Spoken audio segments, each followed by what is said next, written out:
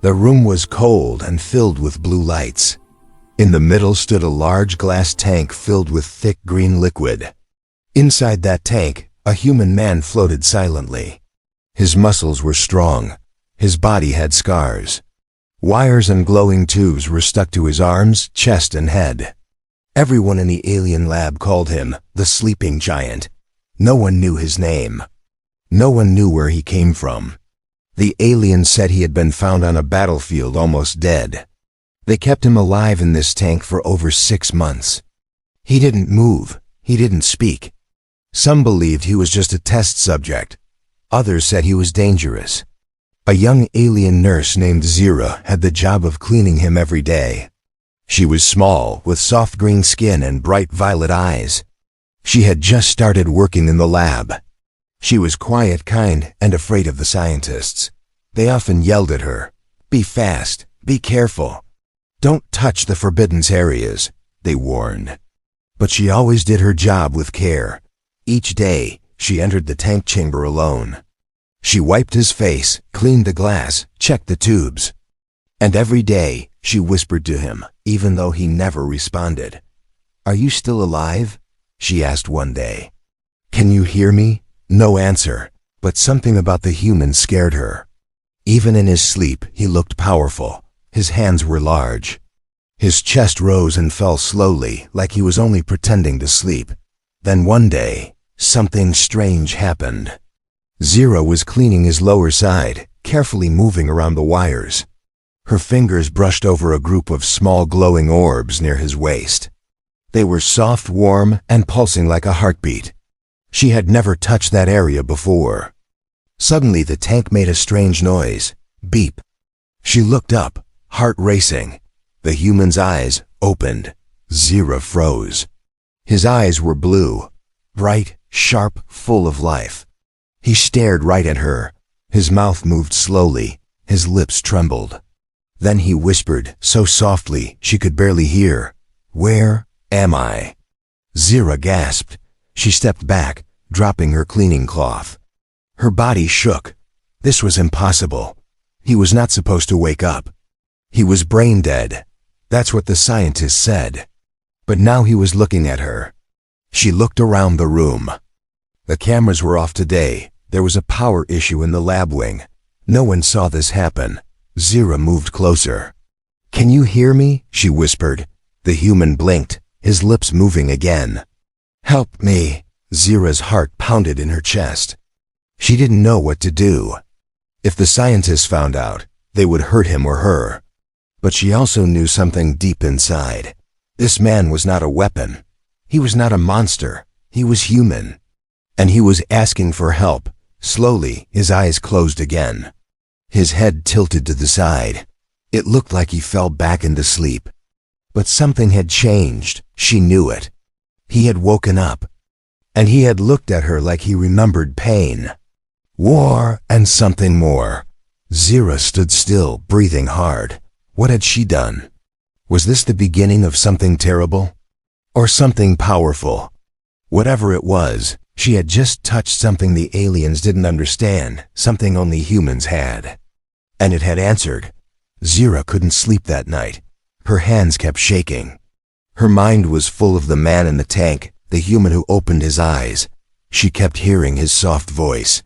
"Help me." She had touched the forbidden area. The soft glowing orbs near his lower body weren't just for decoration. They were important, maybe more than anyone knew. Maybe that touch had triggered something inside him. Maybe it had woken a sleeping warrior. But if the scientists found out, she would be punished or worse. The next morning, she returned to the tank room, pretending everything was normal. But her heart beat like a drum. She looked up at him. His eyes were shut again. He looked peaceful, but not empty. He wasn't like before. He looked more alive now. Zira carefully stepped forward with her cleaning tray. She didn't touch the orbs again. She stayed quiet. But just as she wiped his chest, she saw his fingers twitch. Her breath caught in her throat. Then, slowly, his eyes opened again. She stepped back. This time, he didn't speak. He just looked at her, studied her. His eyes moved to her face, her hands, her uniform. Zira stood frozen. She whispered, "Can you understand me?" He blinked. She asked again, "Do you know where you are?" His lips moved, barely forming the words, "Not Earth." Zira nodded slowly. "No, this is Virex 9, an alien planet. This is a lab. You've been here for months." The human looked around weakly, eyes scanning the glowing wires and the tank walls. His expression changed. His jaw tightened. His breathing sped up. It was like he remembered something painful. Then his eyes locked back on hers. He asked one word, "Prison?" Zira hesitated, then whispered, "Yes." He closed his eyes for a moment, then opened them again and said clearly, "Then help me escape." Zira's chest tightened. Her hands began to sweat. She looked at the door, the hallway, the cameras. She wasn't allowed to talk to subjects. She wasn't even a real scientist, just a junior nurse. If she helped him, they would erase her. Maybe worse. She shook her head. "I can't. I'll be killed." But he just stared at her. Not with anger, not with fear, just calm strength. Like he had faced death before. "I don't want to die in here," he said. His voice was stronger now, his words clearer. Zira stepped forward, confused. "How are you speaking our language?" He gave a weak smile. "I was trained for alien missions," Zira whispered. "You're a soldier." He nodded. Suddenly, loud footsteps echoed in the hallway. Zira jumped. It was Dr. Helm, the head scientist. He was early today. She panicked. "Close your eyes," she whispered fast. "Don't move." The human obeyed instantly, his eyes shut. His body relaxed. The tank looked normal again. Dr. Helm entered, reading from a tablet. He didn't even look at Zira. "Everything fine?" "Yes, doctor," she lied. He walked to the tank, tapped on the glass. "Still asleep, I see. Good. Tomorrow we begin organ removal." Zira's heart stopped. Organ removal? The human would be killed, dissected for study, and they wouldn't wait. They'd start in less than 24 hours. As the doctor left, Zira stood there, frozen. Her mind raced. She had broken the rule.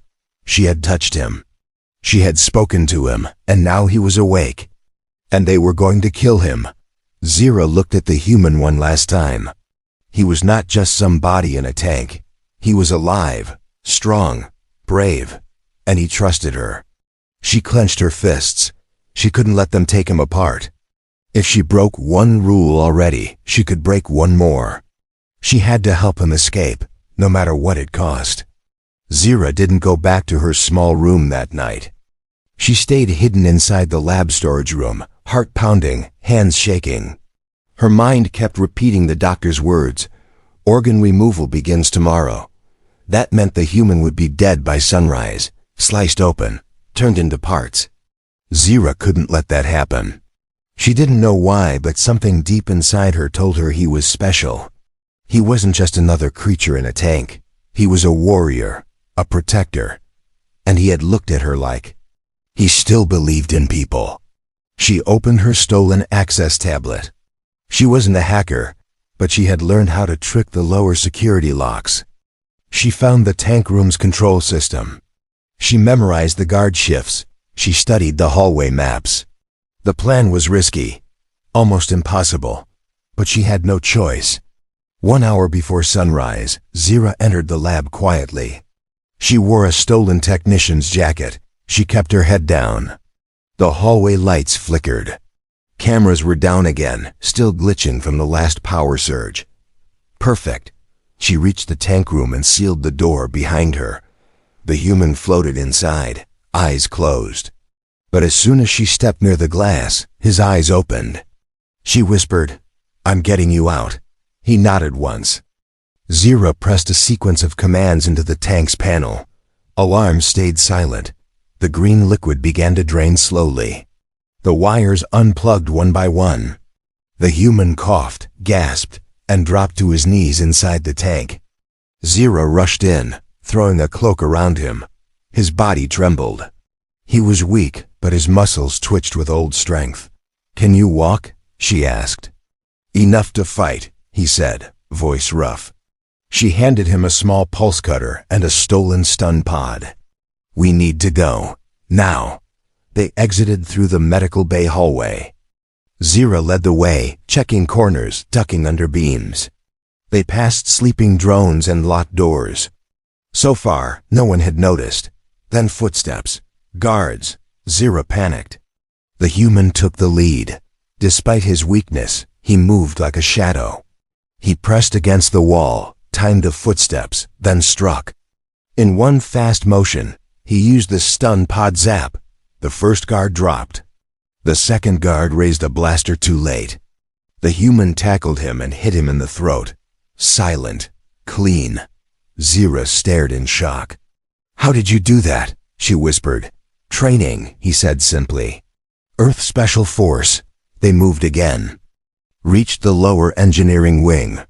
Only one door left, an exit tunnel that led to the outside desert. Access denied. Her eyes widened. "I need clearance from a senior officer," the human nodded. "Then we take it." They backtracked fast and found Dr. Helm inside his private lab. He was asleep in his chair, snoring. Zira hesitated. The human didn't. He grabbed the doctor, slammed him to the wall, and whispered, "Open the door. Now." Dr. Helm's eyes went wide. You're awake?" "That's impossible." The human pressed the stun pod to his neck. "Try me." Helm obeyed. The door code was entered. Zira and the human ran. Alarms began to scream. Someone had noticed. Lights flashed red. Sirens howled. Robotic voices echoed. "Contain the subject. Secure the nurse." But it was too late. They burst through the tunnel gate. Wind hit their faces. Cold, dry, alien air. The sun was rising. Red skies stretched over sand and rock. Zira had never seen the outside of the lab before. The human fell to one knee. He was breathing hard, weak, but free. Zira helped him up. He looked at her with tired, grateful eyes. "You didn't have to do this," she whispered. "Yes, I did." Behind them, the ground shook. A monster roar echoed through the cliffs. Zira turned slowly. What was that? The human's face turned serious. He stared at the distant rocks. "That's not a guard." He stood tall and said, "Welcome to the real planet." Zira had never felt the wind before. All her life, she lived inside the lab metal walls, blinking lights, quiet halls. But now, as she stepped into the open world, wind brushed her face like a whisper. The sky was red-orange. The sun looked like a burning eye. Sharp black rocks poked out from the desert floor. Dust swirled in the air like angry spirits. The human stood beside her, wrapped in a cloak, breathing hard. His body was still weak, but his eyes were sharp now, watching, thinking. They didn't speak for a moment. Then Zira asked quietly, "What is this place?" The human looked around. "Not just a lab, this is a dumping ground, a prison. Maybe worse." Suddenly, a loud growl echoed from behind a ridge. Zira jumped. The human pulled her down behind a rock. From the shadows came a creature tall, twisted, walking on 4 broken legs. Its eyes glowed blue. Its skin was covered in scars, wires, and strange metal pieces. Zira gasped. One of the failed experiments. The creature sniffed the air, growled again, then moved away. The human whispered, "How many like that are out here?" Zira swallowed. Hundreds, maybe thousands. They were made in the labs, spliced with human and alien DNA. Some were soldiers, some were tests. When they were too dangerous or broken, the scientists dumped them out here. The human clenched his jaw. "They throw life away like garbage." Zira nodded. "Yes, and now we're here too." They walked for hours through the rocks and ruins. Old crashed ships, burned out labs, giant bones buried in the sand, strange symbols carved on stone. Zira's legs hurt, her feet bled, but she didn't complain. The human kept going, using a sharp metal stick as a walking staff. Every step he took, he seemed to get a little stronger. He moved slower than before, but more stable now. At last they found a small cave in the rocks. Safe. Quiet. They sat down inside. Zira gave him water. He drank and wiped his mouth. Then he spoke. "I remember my name now." Zira looked up quickly. "You do?" He nodded. "Corin, Sergeant Corin Vale, Earth Recon Unit, Mission 7. Zira repeated the name softly. "Corin. I was sent here to check illegal experiments. Bioweapons, missing people. There were rumors. I came with a team. But something went wrong. I was captured, wiped, tested, then dumped." Zira covered her mouth. "Your own people left you?" He looked at the floor. "Or betrayed me? I don't know." She touched his shoulder gently.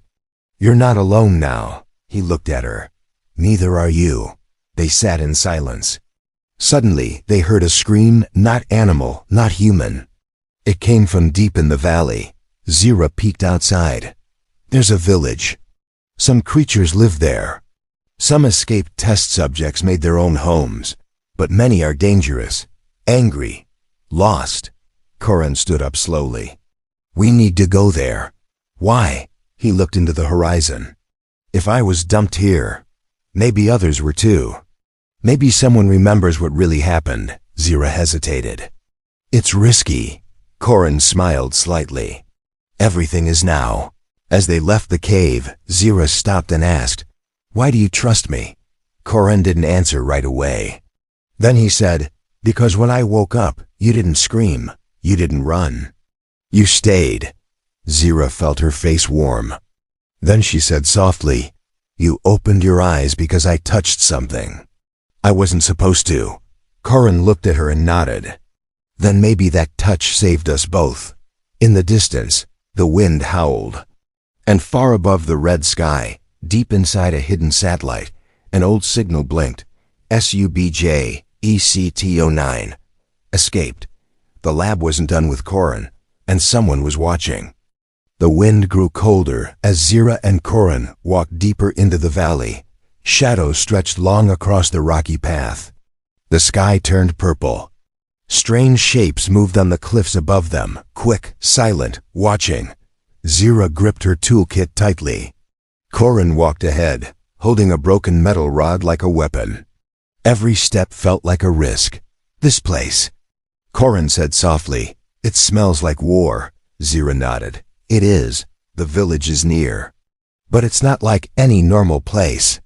It's full of those who were rejected. Creatures the lab couldn't control. Some are kind. Most are not."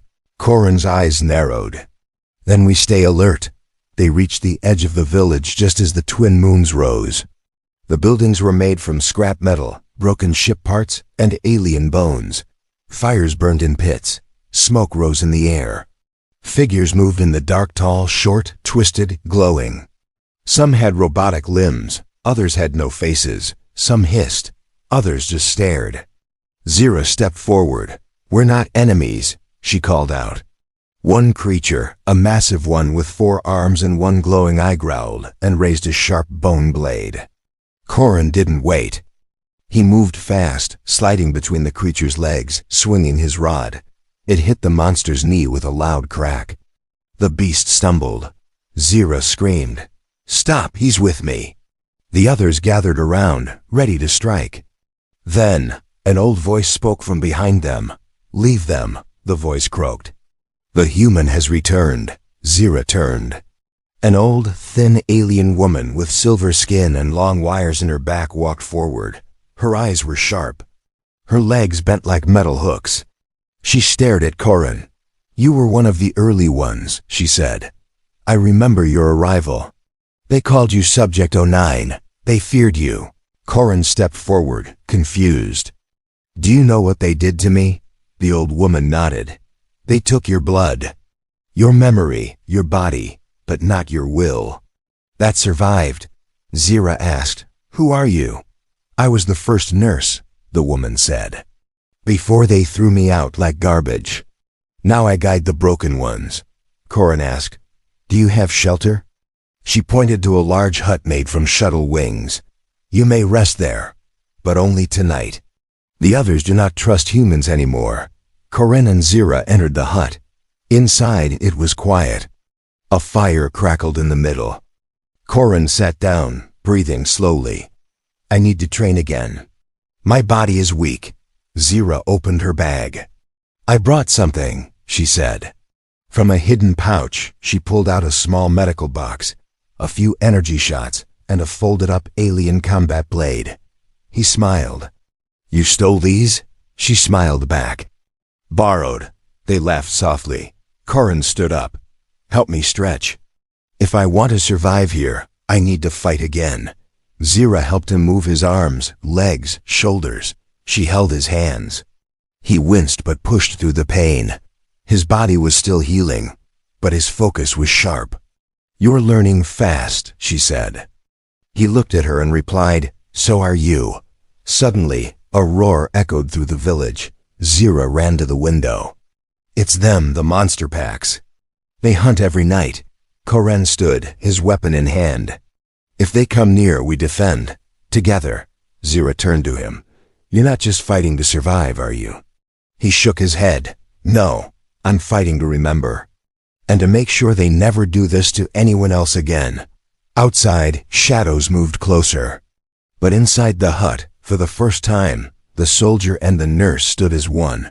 Together, ready. The night didn't end quietly. Just after the moon passed overhead, a loud hum filled the sky. It wasn't wind. It wasn't monsters. It was something. Above, Zira woke with a jolt. She looked at Corinne, who was already sitting up, staring at the dark sky through a crack in the roof. He whispered, That sound. It's not natural. They rushed outside. Others from the village stood in silence, eyes to the stars. Even the wild ones, the broken test subjects and hybrids stood still. No one moved, not even the beasts. Above them, high in the sky, a long, thin black object floated. It wasn't a ship. It was a satellite, and it had just turned on. A red light blinked on its side. Subject 09, active. Zira's blood turned cold. They found you, she whispered. Corinne didn't blink. No, that wasn't for me. Zira looked at him, confused. Then what? Corinne finished her thought. That was a signal. Someone else woke up too. Later, inside the old hut, Zira opened her stolen tech pad and hacked into a low-band channel. Static filled the screen. Then a broken voice came through. Unit 09. Status confirmed. Return to base. Others en route. Corinne leaned closer. Others? Zira zoomed in. On the corner of the screen, a list of IDs appeared. Subject 9 active subject, 7 unknown subject, 12 active subject, 3 hunting subject -15. Reborn. Zira's voice trembled. There were more like you. Corinne nodded slowly. Not just more. Worse. Zira turned to him. What does reborn mean? Corinne's eyes darkened. It means someone died. And came back different. By sunrise, the village became tense. Creatures whispered to each other. The old nurse warned Zira. The sky is watching now. They will come. Not just the lab soldiers. But the other subjects. The successful ones. Zira asked. Why would they come? The nurse replied, Because you woke the first one. And now the others can feel it. That afternoon, a ship crashed into the cliffs nearby. Smoke filled the valley. Everyone ran toward the wreckage. Corinne led the way. Inside the broken ship, they found a survivor, but it wasn't a soldier. It was a young alien boy, with black veins on his neck and glowing blue eyes. His body pulsed with strange energy. He looked human, but wasn't. Zira bent beside him. He's like you. Corinne scanned him. No, he's newer. He's Subject 12. The boy's eyes opened. Corinne Vale, he whispered. Corinne froze. You're the first, the boy said. The original. They told us you failed, but you didn't. Corinne asked, Why are you here? The boy smiled weakly. To warn you, Subject 03 is coming. And he doesn't want you free. That night, the village burned. Subject 03 arrived. He was part machine, part human, taller than Corin, with arms made of energy and a voice like metal blades. He moved through the shadows like a ghost, striking fast. Villagers screamed. Fires lit the sky. Corin fought back, but he was still weak. Zira dragged him to safety as monsters screamed around them. The old nurse died saving a child. The boy Subject 12 stood before Subject 03 and tried to stop him, but it wasn't enough. As they ran from the flames, Corin turned to Zira. "We can't run forever." Zira, bleeding and breathless, looked at him. "Then what do we do?" He looked up at the sky, where the satellites still blinked. "We call Earth." Zira's eyes widened. "Earth? But your people left you," Corinne said. "Maybe, or maybe they're still out there." "Waiting for a signal," she asked. "And if they don't come?" He looked at her, serious. "Then we stop this ourselves," Zira nodded. Behind them, the red sky lit with another explosion. Ahead of them, the future waited. Smoke covered the valley like a thick blanket. Ash fell from the sky. Fires burned where homes once stood. The village was gone. Zira walked slowly beside Corin. His arm was around her shoulder, his steps uneven. Blood dripped from his side. His body shook, but his eyes burned with purpose. Behind them, Subject 03's destruction still echoed, villagers dead, creatures scattered, hope nearly lost. But Corin was still standing. And he was remembering everything. They reached an old tower near the edge of the cliffs. Zira helped Corin sit against the stone wall. The boy Subject 12 was already there, waiting. Corin looked at the sky. "The satellite is still sending signals. That means we still have a chance." Zira held out the pad.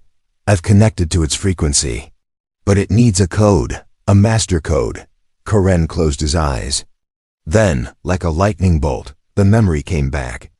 He saw white walls, earth flags, a room full of generals. A voice speaking. "If things go wrong, and they will. Remember these numbers, 095 Zulu Echo." His eyes opened. He spoke the code. The satellite paused, then blinked green. A loud ping echoed through the tower. The signal went out. Across the stars, an ancient human warship orbiting a dead moon came to life. Engines hummed. Lights flickered. AI systems woke up. Earth had received the call. Zira knelt beside him. "You did it." Corin nodded. "But it's not over yet."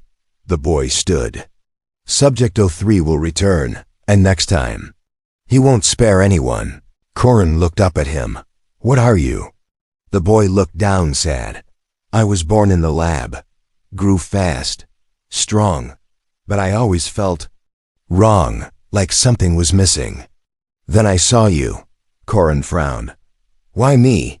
"Because you still had a heart," the boy said. "They tried to remove it from the others. But not from you." Corin's hand gripped his chest. "They took my memories, my body. But they couldn't take my soul." Zira smiled through her tears. "That's what woke you. Not just my touch, but your will to live." Corin looked at her. "You believed in me. When I didn't even know myself." She held his hand. "You protected me, taught me how to be strong. Now I'll protect you." A loud boom shook the tower. Subject 03 was back. He landed like a dark meteor, crushing the ground below. His voice roared through the valley. "Subject 09, you should have stayed dead." Corin stood, trembling but firm. "I remember now." Subject 03 laughed. "So what? You're still broken, weak." Corin looked at Zira, then at the boy, then back at his enemy. "No, I'm whole now." He stepped forward, raising the stolen combat blade. "You were made to destroy. I was made to endure." Subject 03 charged. The two clashed in the firelight, blade against energy, memory against rage. Zira and the boy watched as the earth cracked under their feet. Corin fought with everything he had left. In the final strike, Corin used the blade's charge and stabbed it into Subject 03's core. Sparks exploded. The monster screamed, stumbling back. Corin collapsed. Subject 03 fell into the canyon, burning, fading. Silence returned. Zira rushed to Corin's side. He was bleeding, fading. "Stay with me," she cried. He looked at her with tired eyes. "Did we stop him?" "Yes," she whispered. "You won," he smiled. "Then it was worth it." Suddenly, the sky filled with light. Human ships appeared, massive, shining, armed. They had come. A voice echoed from a ship. "This is Earth Command." "Sergeant Corin Vale, we heard your call." Zira held him tightly. "You're going home," he whispered. "No. We are." As the sun rose on the broken land, a new beginning began, not just for Corin, but for Zira and every lost soul once used, thrown away, or forgotten. Because one human woke up and changed everything.